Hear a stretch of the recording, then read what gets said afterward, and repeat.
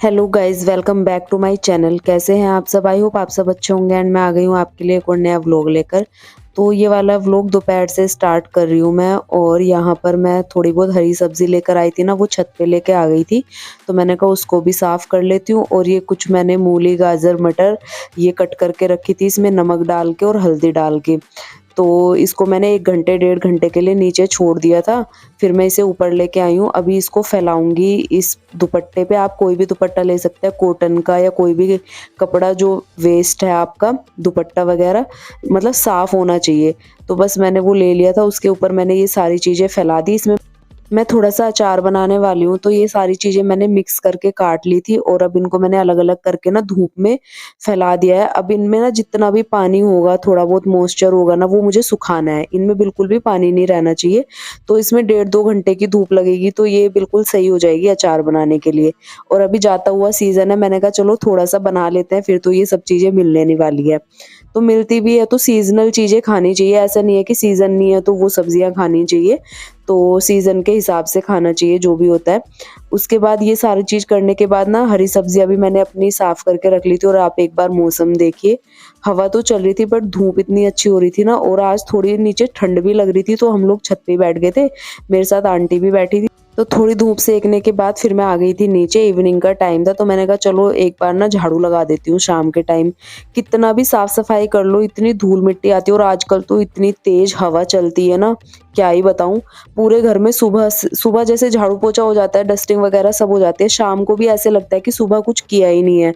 तो इस तरह के हालात हो रहे हैं घर के। तो मैं एक बार ना शाम को भी डस्टिंग का मन होता है, डस्टिंग भी वैसे तो झाड़ू तो लगती है मेरी शाम को एक बार। तो बस मैंने यहाँ पर ना झाड़ू लगा दी थी अच्छे से।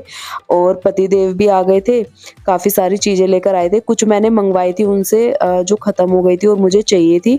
तो अब मेरे किचन के काम स्टार्ट होने वाले थे। मैंने कहा एक बार किचन में घुस जाऊँ ना, फिर तो काम पे काम लगे रहते हैं। और आज तो मुझे काफ़ी सारे काम थे। तो ये था बथुआ। वैसे मैं बथुआ लाने नहीं वाली थी, बट जब सब्जी लेने गए ना, तो सब्जी वाले भैया ने बोला कि लास्ट बथुआ है और देसी है, इसके बाद मिलेगा भी नहीं।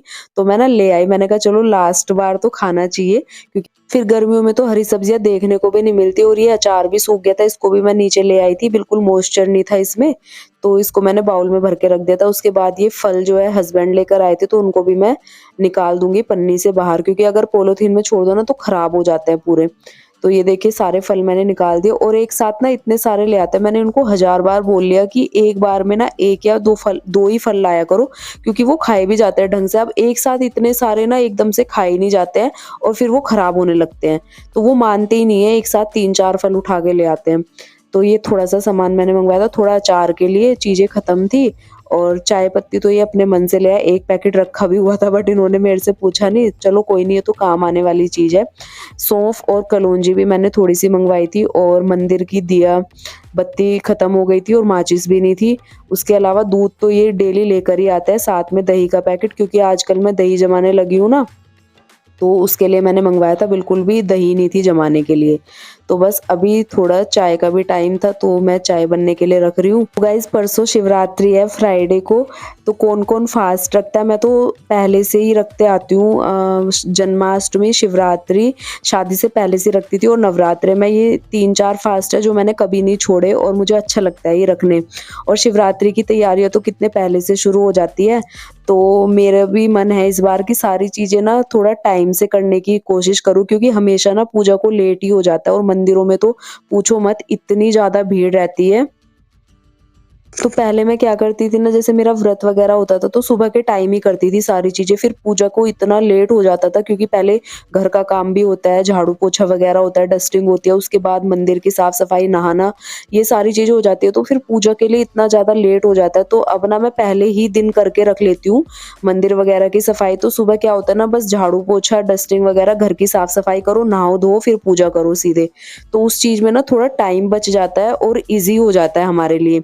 तो इतने सारे काम हो जाते हैं ना, मैनेज करने के लिए इतने मुश्किल हो जाते हैं। तो अगर टाइम से कर लो ना, तो वो इतने ईज़िली मैनेज हो जाते हैं। तो मैं ना अब इसी तरीके से करने लगी हूँ, जिससे कि बहुत अच्छे से मैनेजमेंट रहता है घर का।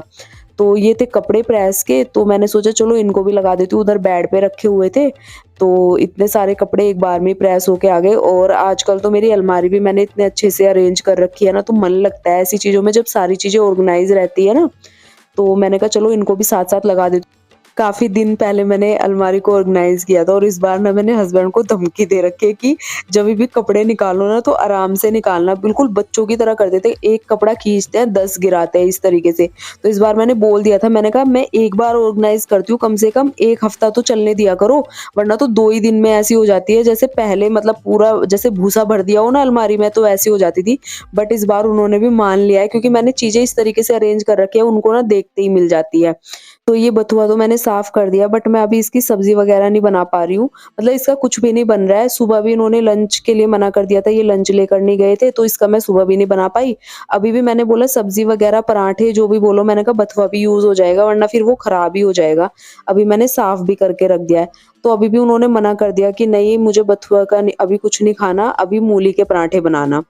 तो मैंने कहा यार वो मतलब हरी सब्ज़ी लेकर आते हैं मन से, और वैसे भी लास्ट है, तो मैंने कहा चलो ये खराब ना हो जाए। तो मैंने अभी उसको ना एकदम साफ करके, क्लीन करके उसमें कंटेनर में रख दिया है। जो मेरे एयर टाइट कंटेनर है ना, फूड कंटेनर, तो उसमें वो खराब नहीं होगा। उसमें 1-1 हफ्ते तक भी मैं सब्जियाँ रख देती हूँ ना ऐसे कट करके, उसमें ना काफ़ी दिन तक स्टोर हो जाती है सब्जियाँ और खराब भी नहीं होती है। तो इसके लिए तो वो बहुत ज़्यादा यूज़फुल है। तो मैंने उसी में ना बथुए को भी रख दिया। हरा धनिया, पुदीना भी मैंने उसी में रखा हुआ है और काफ़ी दिन तक चल जाता है ऐसे स्टोर करके। उसके बाद मैंने दूध बॉयल होने के लिए रख दिया और साथ-साथ अब मेरी बारी आ गई है अचार बनाने की। तो अचार का जो है, मैंने आपको दिखा दिया था, जो मटेरियल था वो तो मैंने सुखा ही लिया था, उसमें बिल्कुल भी मॉइस्चर नहीं था। तो अब मैं उसके लिए मसाला बना रही हूँ। तो मैंने यहाँ पर सौंफ, मेथी, अजवाइन ये सब चीज़ें डाल ली हैं। तो इनको थोड़ा-सा हल्का-सा भून लेंगे, और राई मैं थोड़ा बाद में डालूँगी क्योंकि राई ना जल्दी भुन जाती है, तो उसको ना एंड में डालेंगे सबसे, और कलौंजी भी। तो बस ये 2-3 चीज़ें मैं अच्छे से भून लूँगी, और जैसे ये भुनेगी, कढ़ाई को नीचे उतार के मैं इसमें थोड़ी-सी राई डाल लूँगी, और हल्की-सी कढ़ाई गरम थी, राई तो उतने में ही हो जाती है, मतलब भुन जाती है। तो इसको मैं अच्छे से भून लूँगी, उसके बाद इसमें थोड़ी-सी डालेंगे कलौंजी, और इसको ना अच्छे से मिक्स कर लेंगे, और फिर इसका एक बढ़िया-सा पाउडर बनाएँगे मिक्सर में डाल के। वैसे तो आप इसको कूट भी सकते हो अगर आपके पास चीज़ें हैं कूटने के लिए, बट मैं इसका पाउडर बनाऊँगी इस तरीके से। और ये देखिए मैंने इसको पीस लिया अच्छे से, और उसके बाद ये है मेरा मटेरियल। इसको हम डालते हैं एक बड़े बर्तन में, और उसके बाद नमक वगैरह इसमें ऐड नहीं करना है क्योंकि नमक हमने पहले ही ऐड कर दिया था, वरना नमक डालने के बाद ना फिर से इसमें मॉइस्चर आ जाएगा। उसके बाद मैंने इसमें सारा मसाला ऐड कर दिया जो भी हमने पीसा था। इसको कर देंगे मिक्स अच्छे तरीके से, और मैंने थोड़ा-सा तेल भी गरम कर लिया था और उसको ठंडा होने के लिए रख दिया था। अब उसको भी इसमें ऐड कर देंगे और फिर से इसको मिक्स करेंगे, और थोड़ा-सा डालेंगे इसमें विनेगर, क्योंकि इससे ज़्यादा दिन तक अचार चलता है, इससे खराब नहीं होता है। तो बस इसको अच्छे से मिक्स कर लूँगी, और मैंने ना अभी थोड़ा-सा ही बना के देखा, अगर खराब होगा तो थोड़ा-सा ही हो जाएगा, वैसे हुआ नहीं है, बहुत ही ज़्यादा टेस्टी बना था ये अचार। और नमक का ये, अगर आपको कम लगे ना, आप बाद में ऐड कर सकते हैं थोड़ा-सा, जब आप अचार बना लो, और उसको ना धूप में रख सकते हैं। बस इसको मैं इस बाउल में डाल दूँगी, और इसको भी मैं 1-2 दिन के लिए ना धूप में रखूँगी बंद करके। तो ये देखिए मेरा अचार एकदम बन के तैयार है, कितना अच्छा लग रहा है देखने में, उतना ही खाने में भी लगता है, बहुत ज़्यादा टेस्टी लगता है। आप किसी भी चीज़ के साथ खा सकते हैं इसे, पराठे के साथ, पूड़ी के साथ, जो भी आप सब्ज़ी बनाते हो उसके साथ ले सकते हो। तो इतना टेस्टी बनता है ना। और इसमें मैंने थोड़े से अदरक के टुकड़े और लहसुन के टुकड़े भी कट करके डाले थे। थोड़ा-सा हींग भी डाला था, मैं बताना भूल गई। और इसको ना ऐसे मिक्स करके ना, और इसको ढक के रख देंगे अलग, और जैसे ही धूप निकलेगी 1 घंटे के लिए इसको धूप में रख देंगे। इधर मैंने मूली भी अपनी कस के रख ली थी नमक डाल के। मैंने कहा जब तक अचार बनाऊँगी ना तब तक इसका भी पानी वगैरह सब निकल जाएगा। और जैसे गोभी के पराठे बनाए थे ना, बिल्कुल वैसे ही मैं जो है मूली के पराठे बनाऊँगी। उसका भी मैंने स्टफिंग तैयार करके रख ली थी। मूली से पानी निकाल के उसमें जो भी मसाले ऐड करने थे वो, और बाद में नमक ऐड नहीं, नमक ना मैं पहले ही ऐड कर लेती हूँ, जिससे जितना पानी निकलना होता है ना वो पहले ही निकल जाता है, और फिर आटे में नमक डाल लेती हूँ। तो उसके बाद मिक्सचर तैयार कर लिया था, और इसी तरीके से 2-2 जोड़ के बनाऊँगी, क्योंकि सिंगल पराठा बनना बहुत मुश्किल होता है, मूली का भी और गोभी का भी। जो इस तरीके की चीज़ें होती है जो पानी छोड़ती है ना, उनसे बहुत मुश्किल हो जाता है। तो इस तरीके से 2-2 पराठे जोड़ के बहुत ज़्यादा टेस्टी लगते हैं, और बिल्कुल भी नहीं लगता है कि सिंगल पराठा नहीं बनाया, बस थोड़ा-सा ना कम आटे का बनाऊँ, तो ऐसा ही लगता है जैसे सिंगल बनाया है। तो बस यहाँ पर मैं अच्छे से इस तरीके से सारे पराठे बना लूँगी, और ये हमारा आज का रात का डिनर हो जाएगा, क्योंकि आज कल हस्बैंड ने बनवाए थे गोभी के पराठे, और आज ही इनको हो गया कि आज मूली के पराठे बना लो, फिर तो पूरा सीज़न चला ही जाएगा। मैंने कहा लास्ट सीज़न में खाओगे क्या सारी चीज़ें? मैं इनके साथ ऐसे ही मज़ाक करती रहती हूँ। तो ये देखिए कितने अच्छे से पराठा बन गया है। एक बार और आपको इसी तरीके से बना के दिखाती हूँ। तो इसी तरीके से 2 छोटी-छोटी रोटियाँ बेल लेंगे और उसमें फिर जो स्टफिंग बनाई है ना, एक पे उसको इस तरीके से फैला लेंगे और फिर ऊपर से दूसरी रोटी उस पे इस तरीके से फैला देंगे और साइड-साइड से ना उसको दबा देंगे हल्के हाथों से और फिर उसको इस तरीके से बेल देंगे गोल-गोल और तवे पे डाल देंगे। उसके बाद पराठे की तरह घी लगा के और इसको अच्छे तरीके से कुरकुरा होने तक सेक लेंगे और इसको ना मीडियम फ्लेम पे सेकोगे ना तो बहुत ज़्यादा अच्छे बनते हैं। अगर हाई फ्लेम पे सेकोगे ना तो पराठा जल जाता है। तो मैं ना मीडियम फ्लेम पे ही सेकती हूँ जिससे कि कुरकुरे बनते हैं और खाने में बहुत ज़्यादा टेस्टी लगते हैं। उसके बाद देखिए इसी तरीके से मैंने सारे पराठे बना लिए हैं अपने और अब हम लोग करेंगे डिनर। आप लोग भी आ जाइए डिनर करने के लिए।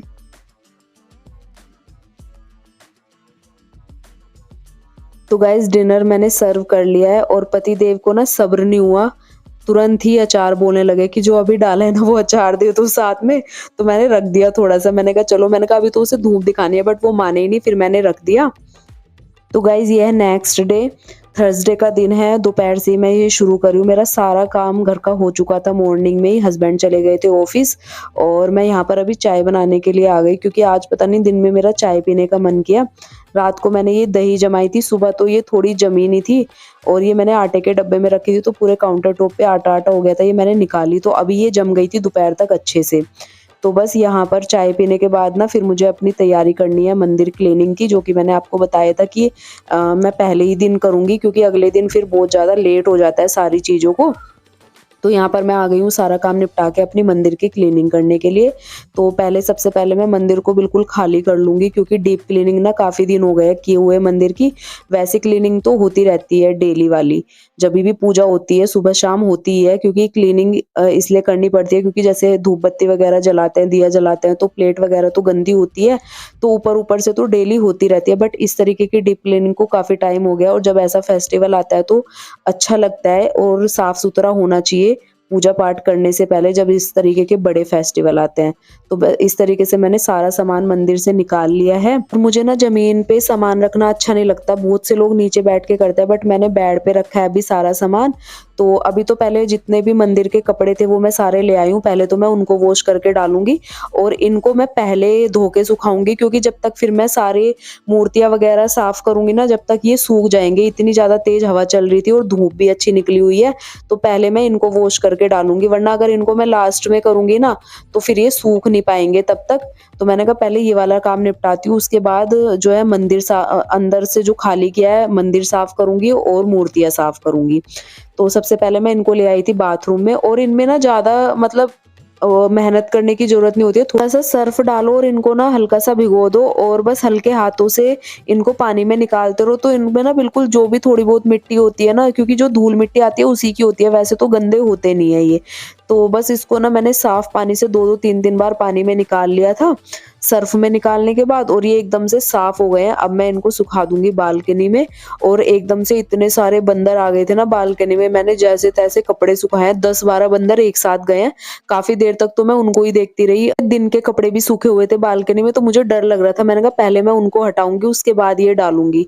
तो मैं पहले बंदर इतने आ गए तो मेरे को इतना डर लग रहा था बालकनी में जाते हुए भी, तो काफ़ी देर तो मेरी उसी में चली गई।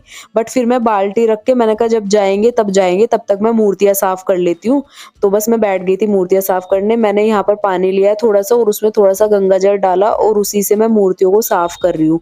वैसे तो ये पानी से भी हो सकती है क्योंकि ये जो माता रानी की मूर्ति है ना, ये पत्थर की बनी हुई है मेरी, तो इसमें कोई दिक्कत नहीं है पानी में मतलब साफ़ करने से। बट इन्होंने जो कपड़े पहने हुए हैं ना, उनको सूखने में फिर काफ़ी ज़्यादा टाइम लगता, तो मैंने ना अच्छे से उनको पानी से साफ़ कर दिया है साफ़ कपड़ा लेकर। और जो बाकी की छोटे वाली मेरी जो मूर्तियाँ थी उनको मैंने पानी में इस तरीके से पानी में डाल के साफ़ किया है। तो इस तरीके से मैंने सारी मूर्तियों को ना अच्छे से क्लीन कर लिया है और अब इनको सूखने के लिए छोड़ दूँगी मैं थोड़ी देर के लिए ऐसे। तो इसी बीच में ना सारे मंदिर के कपड़े भी सूख गए थे और वो मैंने मंदिर में बड़े वाला कपड़ा भी बिछा दिया अच्छे से, उसके ऊपर माता रानी को बिठा दिया और सारे कपड़े ना अच्छे से सूख गए क्योंकि हवा इतनी तेज़ चल रही थी ना, बड़ी जल्दी सूख गए। मेरे को लग रहा था कि पता नहीं सूखेंगे या नहीं, क्योंकि मैंने ना मशीन में सुखाया नहीं था, तो मैंने ऐसे ही पानी से निकाल के डायरेक्ट सुखा दिया था, बट सूख गए अच्छे से। 15-20 मिनट मुश्किल से लगी है इनको सूखने में। तो उसके बाद मैंने सारी मूर्तियों को अच्छे से बिठा दिया है, पहले की तरह ही जैसे मैंने पहले बिठाया हुआ था। लड्डू गोपाल को भी मैंने अच्छे से नहला के बिठा दिया है और ये देखिए मेरा आज के जो मंदिर क्लीनिंग है ना वो भी पूरी होती है और कल के लिए मेरा काम आसान हो जाता है। तो इस तरीके से काम करने से ना अगले दिन के काम भी मैनेज हो जाते हैं और घर के काम इतने अच्छे से मतलब ईज़ी हो जाते हैं ना हमारे लिए, क्योंकि करना हमें ही होता है। हम किसी भी तरीके से कर ले तो क्यों ना इस तरीके से करें जो हमारे लिए ईज़ी हो। तो बस आज का व्लॉग था मेरा यही, मैं इसको यहीं पे एंड करूँगी। आई होप आपको अच्छा लगेगा तो चैनल को सब्सक्राइब कर देना। मिलूँगी नए व्लॉग में, तब तक के लिए bye bye and take care.